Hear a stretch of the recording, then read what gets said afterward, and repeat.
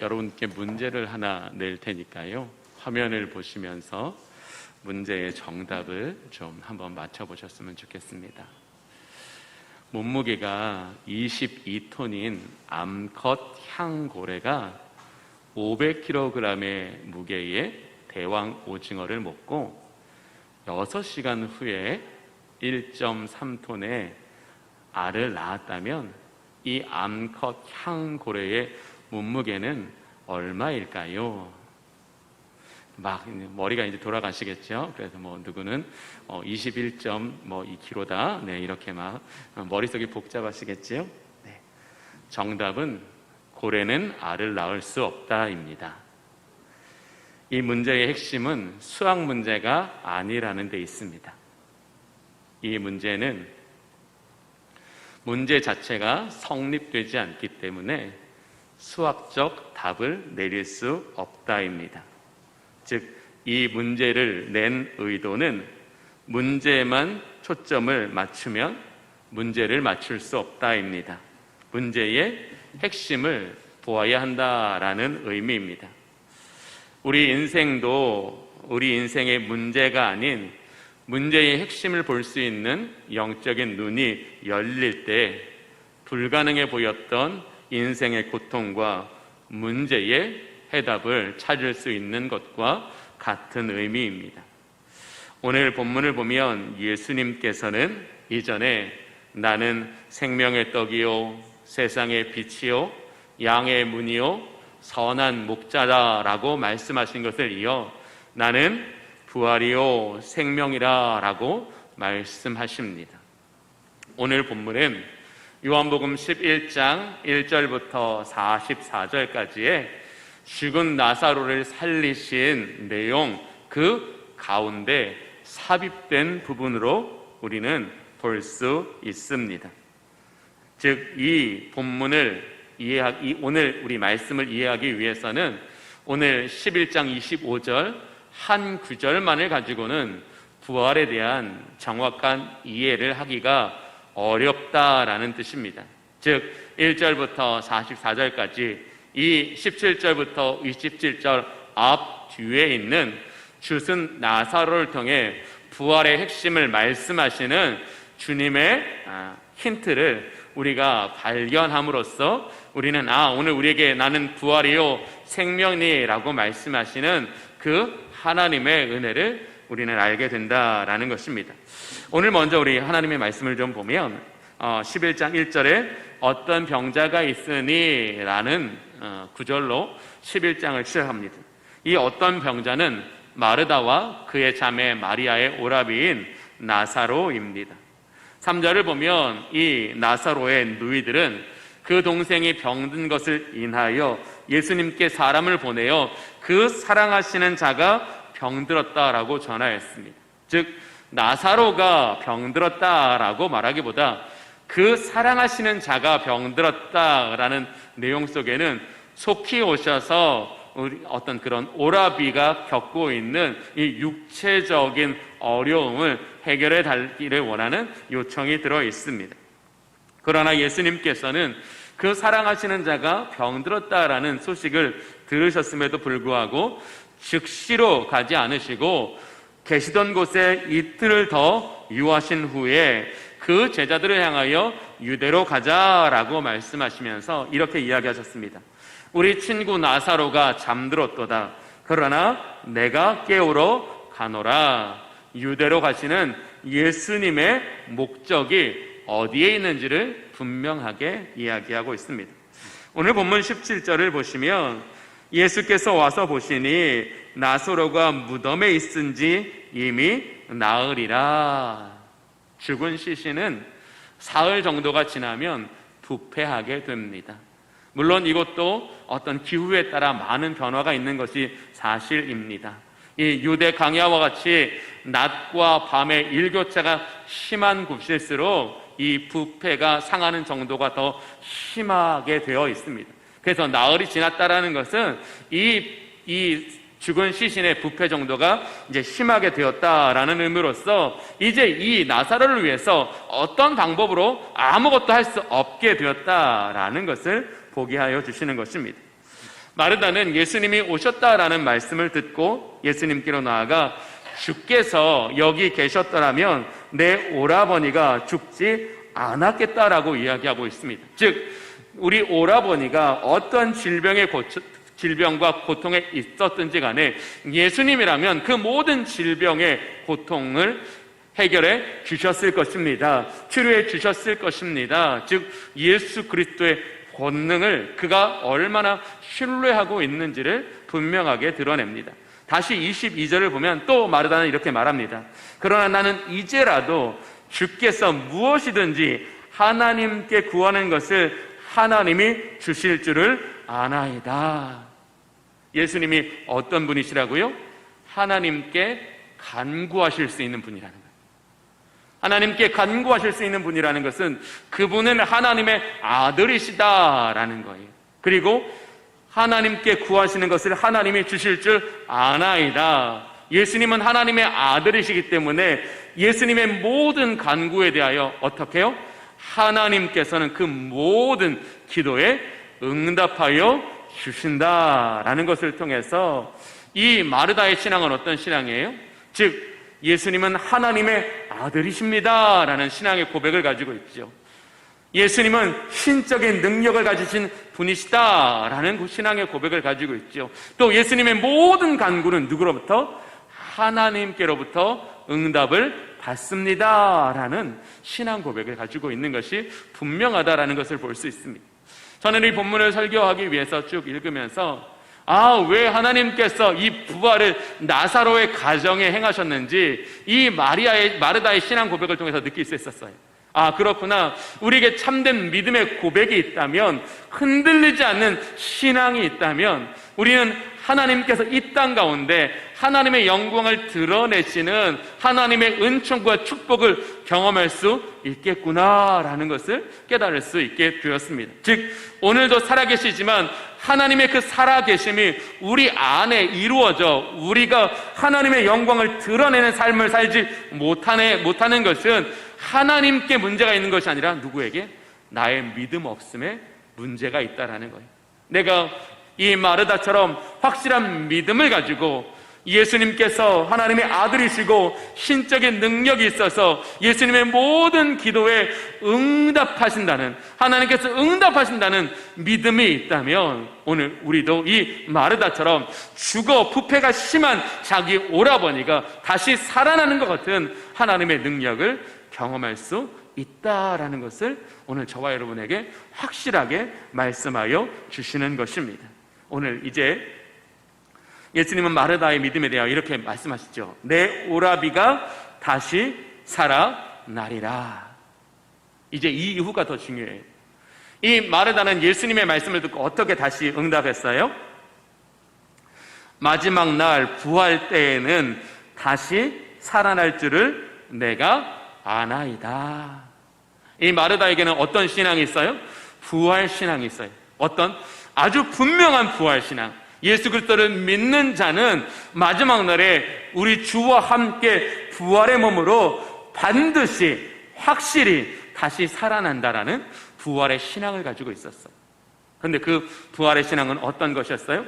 미래적인 것이었어요. 즉 우리가 죽고 그리스도 예수께서 다시 오시는 그 날에 이루어지는 것이다. 즉 미래적 부활에 대하여 그는 알고 있었고 믿고 있었다라는 거지. 그러나 오늘 이 마르다에게 예수님은 부활이 미래적인 것이 아니라 현재적인 것이다. 예수 그리스도를 믿는 그 순간부터 그리스도의 부활은 우리 안에 시작되었음을 확실하게 보게 하시고 믿게 하시기 위해서 그의 죽은 오라비 나사로를 살려내신 거예요.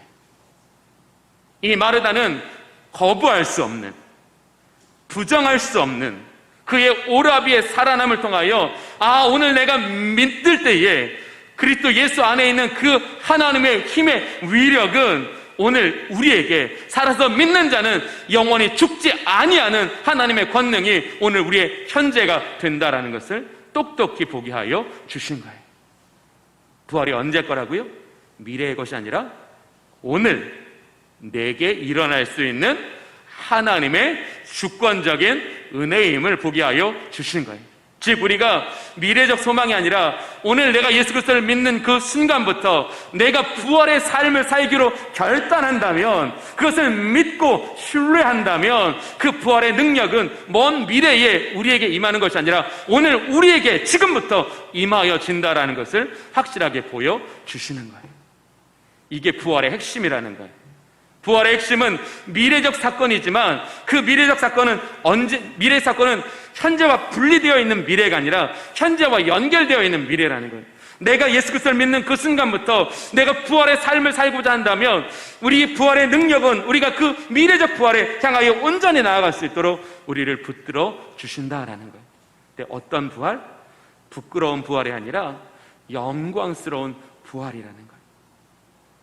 오늘 이 나는 부활이요 생명이라는 말씀을 통해서 하나님께서 저와 여러분에게 주시는 분명한 메시지는 이것입니다. 예수 그리스도는 죄를 사하시는 능력이 있다라는 거예요. 예수 그리스도는 죄를 이기시는 능력이 있다라는 거예요. 예수 그리스도는 죽음도 이기실 수 있는 권능이 있다라는 거예요. 예수 그리스도 안에만 생명이 있다라는 것을 이 나사로를 살리심으로써 똑똑히 저와 여러분에게 알게 하여 주신다라는 거예요. 예수 안에 죄사함이 있고 예수 안에 구원이 있고 예수 안에 뭐가 있다고요? 부활의 능력이 있다라는 거예요. 그런데 그것이 우리에게 어떻게 믿어지는 순간 그 믿음을 통해서 그 부활은 오늘 나의 현재가 된다라는 것을 보여주시는 겁니다. 27절 보겠습니다. 이르되 주여 그러하외다. 주는 그리스도시요 세상에 오시는 하나님의 아들이신 줄을 내가 믿나이다.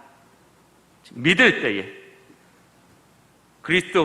예수가 그리스도이신 것과 하나님의 아들이신 것을 믿을 때에 그 믿음을 통해서 우리는 우리가 먼 데 있는 부활을 오늘 내 앞에 있는 부활로 가지고 와서 그 부활로 우리가 살아가기를 힘쓸 때에 그 부활에 참여하기를 원하는 자들에게 하나님의 힘의 위력은 그로 하여금 나사로처럼 죽음도 이기는 그러한 하나님의 권능 안에 살아가게 하여 주신다라는 거예요.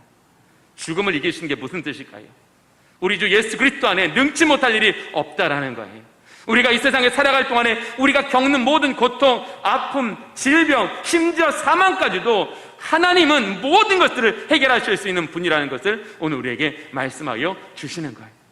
하나님은 우리의 모든 것을 해결하실 수 있기 때문에 우리가 예수 그리스도를 믿는 믿음 안에 살아갈 때에 믿음으로 말미암아 부활에 이르기 위하여 부활의 소망을 가지고 예수의 생명으로 살아갈 때에 우리 주님은 부활의 능력을 통하여 우리가 오늘 하루하루 부활의 능력을 힘입어 세상을 이김으로써 참 소망에 들어갈 수 있도록 저와 여러분을 도와주신다라는 거예요. 이 믿음의 확신이 있을 때만 우리는 어떻다고요? 세상에 치우치지 아니한다라는 것을 오늘 저와 여러분에게 보게 하여 주시는 것입니다.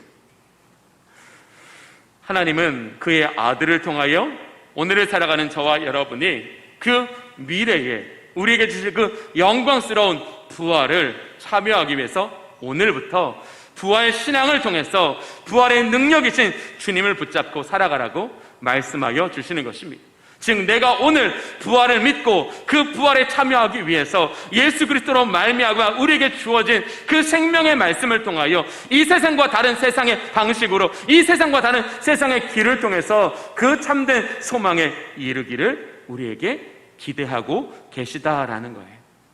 즉 우리가 믿음으로 하나님 나의 부활은 이미 이제부터 시작되었습니다. 나는 이제 부활의 몸이 되었으니 나는 이제 썩어질 세상과 육신으로 살던 이전의 삶의 방식이 아니라 예수 그리스도의 생명으로 말미암아 새롭게 주어진 새 생명으로 살아가겠습니다. 새 생명은 예수 그리스도를 닮아가는 생명입니다. 예수로 충만한 생명입니다. 예수 안에 있는 생명입니다. 이 믿음의 고백으로 살아갈 때에 이 나사로를 살리신 이 예수의 능력이 우리의 인생 가운데 어떤 문제든 어떤 아픔이든 심지어 죽음까지도 우리에게 해결하여 주심으로써 우리 안에 있는 내재된 불안을 해결하여 주시고 우리 안에 썩어질 육신의 일들까지도 해결하여 주신다라는 것을 우리에게 똑똑히 보게 하시기 위해서 오늘 본문에 나는 부활이요 생명이라고 말씀하시는 거예요. 김기성 목사님이 쓰신 죽음을 넘어 부활을 살다라는 책에 보면 이런 말이 있습니다. 시간 여행자인 인간에게 불안은 실존의 조건이라고 했습니다. 아무리 발버둥 쳐도 불안은 사라지지 않는다고 했습니다. 불투명하고 불확정적인 것이 미래인데 어떻게 불안을 없앨 수 있습니까?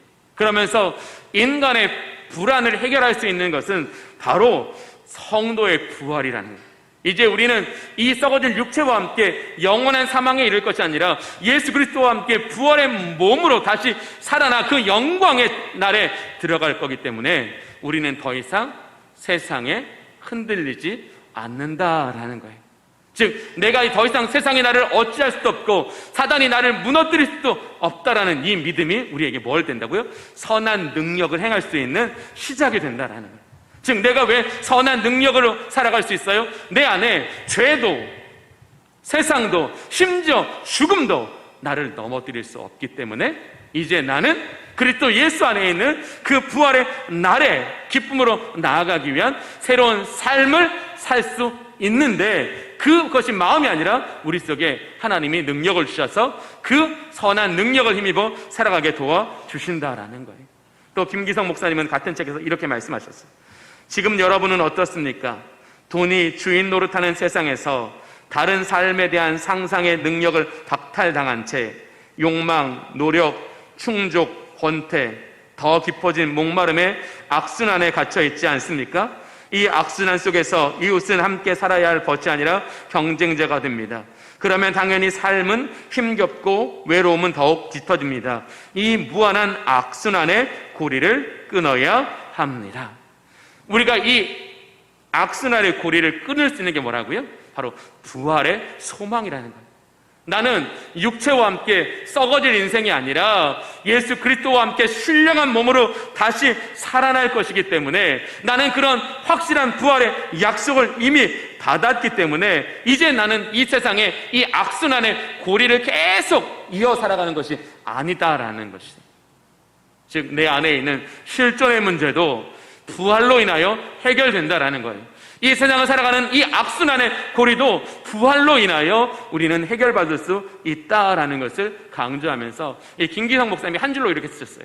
부활은 관념이 아니라 가슴 떨리는 삶의 진실이다. 즉 부활을 온전히 믿지 않는 사람에게 부활은 우리 머리 안에 있는 어떤 관념이지만 오늘 부활이 나를 살리신다는 그것이 하나님의 능력이라는 것을 믿는 사람은 믿음으로 말미암아 베드로가 그물이 찢어지도록 그가 고기를 낚았던 것처럼 믿음으로 우리는 하나님의 능력이 우리 안에 임하시는 것을 통해서 그 부활이 우리에게 살 떨리는 진실 되게 하여 주신다라는 거예요. 오늘 우리가 어떻게 이 세상을 이길 수 있다고요?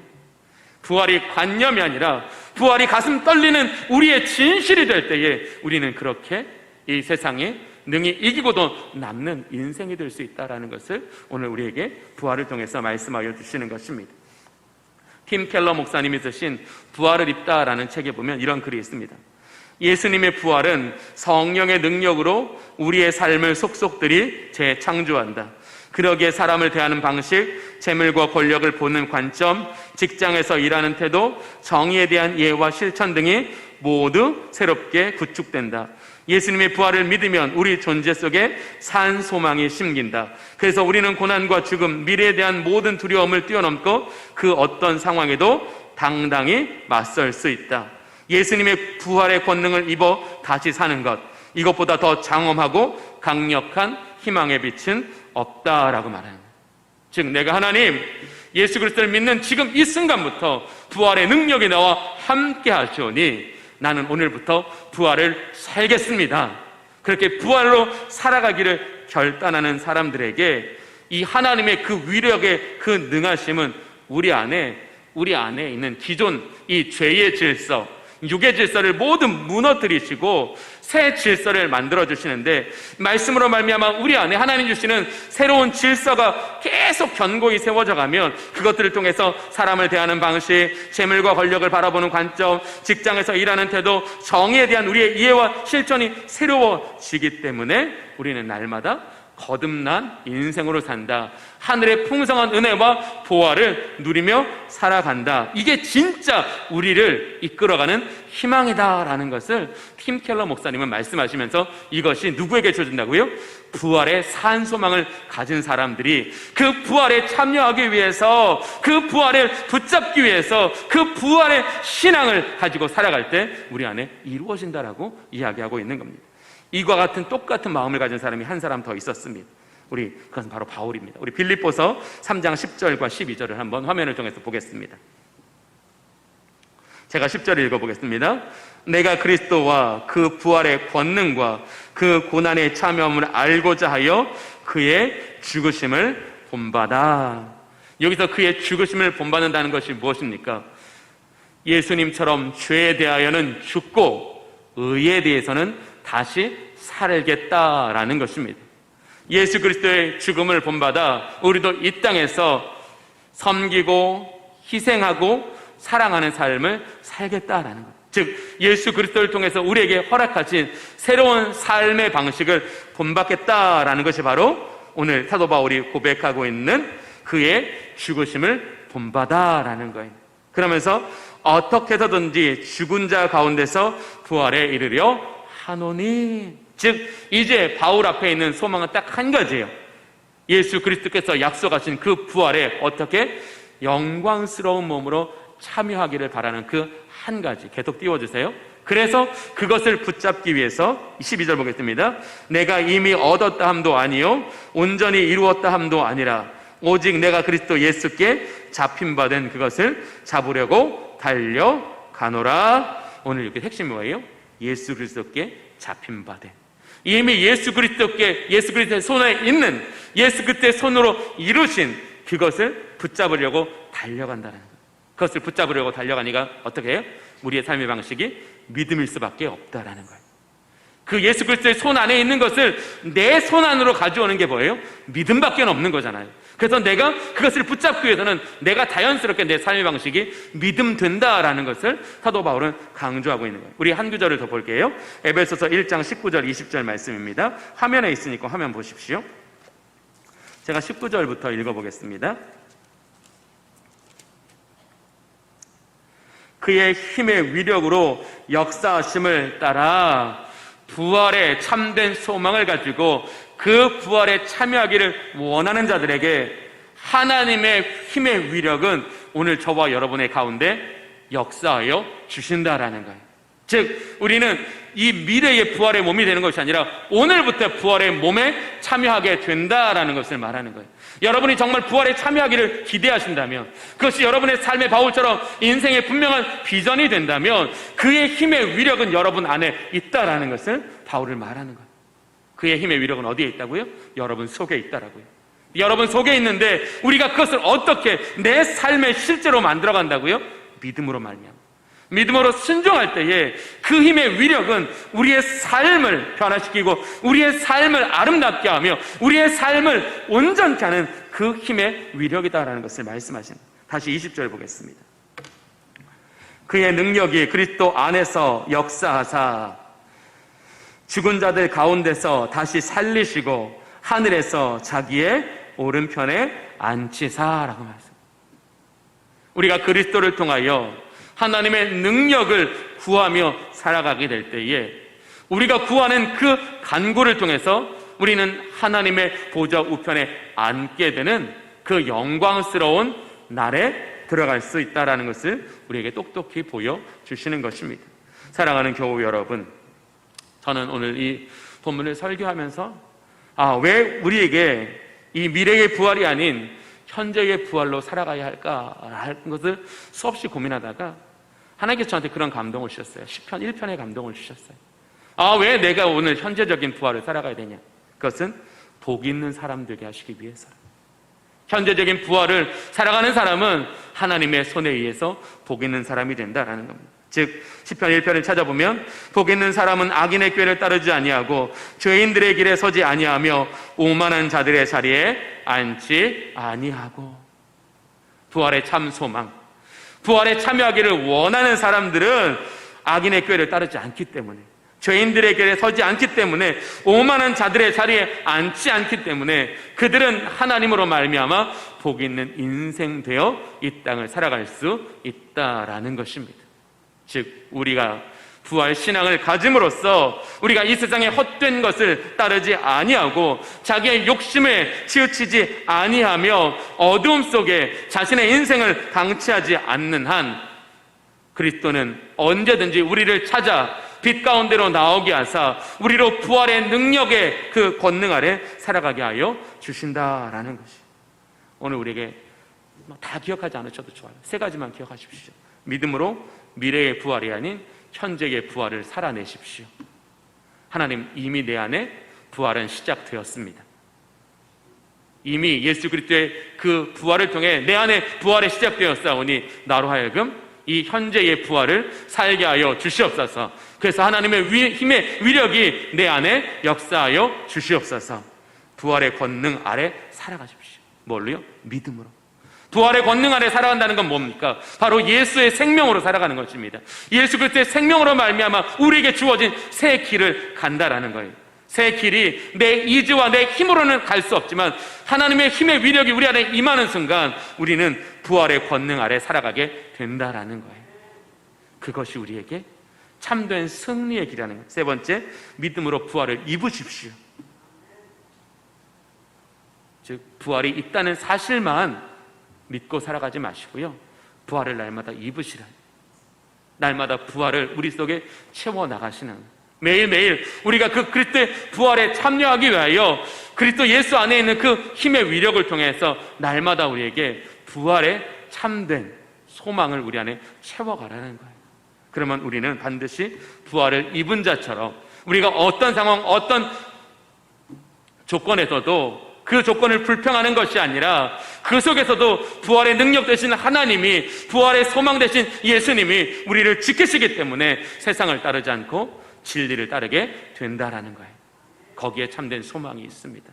오늘 우리 진행의 모든 성도님들이 오늘 우리에게 주시는 말씀을 통하여서 정말로 예수 그리스도로 말미암아 우리에게 주어진 새로운 삶의 방식, 그것을 통해서 영광스러운 부활에 이르길 원하는 산 소망을 통해서 이 세상의 어떤 고난도 어떤 어둠도 이기며 살아가는 저와 여러분이 되실 수 있기를 축복합니다. 기도하겠습니다. 좋으신 아버지, 우리가 하나님 아버지 마르다처럼 우리의 부활이 먼 미래에 있는 것이 아니라 예수 그리스도로 말미암아 오늘 우리에게 시작되었음을 깨닫게 하여 주시옵소서. 미래의 부활이 아닌 오늘의 부활을 살기를 원하는 사람들에게 하나님의 힘의 위력이 우리로 부활의 삶을 살 수 있도록 우리를 도와주시고 우리를 인도하심을 깨닫게 하여 주시옵소서. 그래서 하나님, 그 영광스러운 부활에 참여하기 위하여 사도 바울처럼 그것을 붙잡는 삶을 살게 하여 주시옵소서. 그것을 붙잡는 위하여 우리에게 선한 능력으로 살아갈 수 있도록 은혜를 베풀어 주시옵소서. 그래서 우리 주님의 모든 성도들은 미래의 부활뿐만 아니라 현재의 부활을 통하여 이 세상의 그 무엇도 이기며 살아가는 모든 하나님의 사랑받는 자녀들 되게 하여 주시옵소서. 예수 그리스도의 이름으로 기도하옵나이다. 아멘.